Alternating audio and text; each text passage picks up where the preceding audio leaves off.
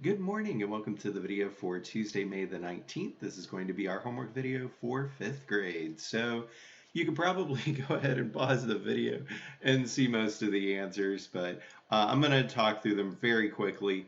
Again, I've written the intermediate steps down, so if you want to pause the video so you can check your work, make sure, especially if you ended up getting an incorrect answer where you might have done something different. So for number 3, 5 times 5 gives us 25, times 5 gives us 125.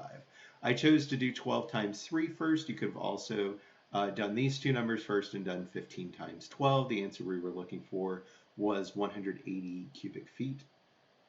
For number 5, we are looking for 12 times 7 was what I did first to get 84. 84 times 3 gives us 252 cubic yards. For number 6, I went ahead and did 5 times 8 first, so I put 40 down here because it has a 0 in there, which means I have one extra step when I'm multiplying. So 15 times 40 would give us 600 cubic feet. Explain how we would find the height if we know that the volume is 60 cubic centimeters and the base is 10. I can do 60 cubic centimeters divided by 10, which is the area of my base, equals 6. And so my height, we would stack that base 6 groups high.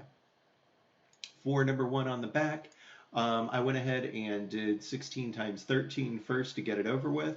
That gave me 208. 208 times 20, our volume would be 4,160 cubic inches. For number 2, we are going to have to do 15 times 15 times 15. So regardless of which measurement you were choosing first, we had the same numbers.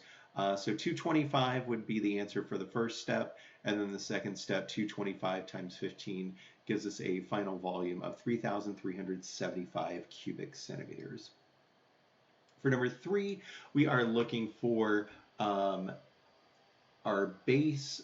I'm going to refer to this as the base, and I'm going to say that the height is actually going to be the depth, just to make it easier. You could have also done 6 times 4, but we're looking for, we have 24 total boxes in the end, 175 cubic inches per box, and so that's going to come out to 4,200 cubic inches for the estimate for the entire box. And so the reason why we say approximate is because there would still be a gap in that box. They try to represent that in the picture.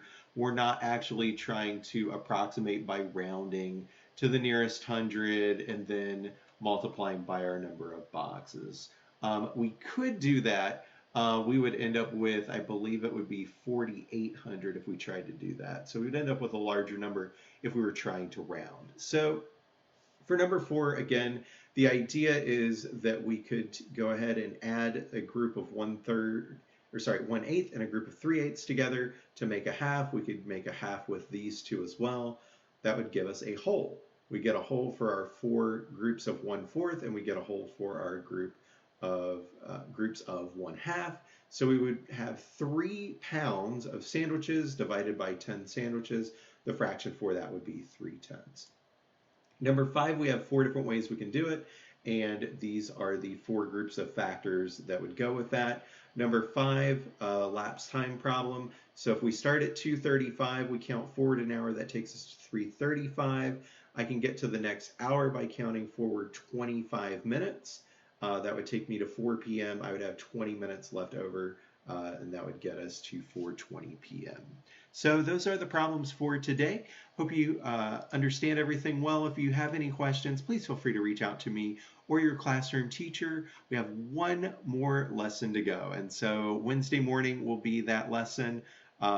It will be maybe a little bit longer one, but hopefully one that makes sense. So hope you have a great day. I will see you tomorrow for our last lesson video, and then on Thursday for the homework video that goes along with that.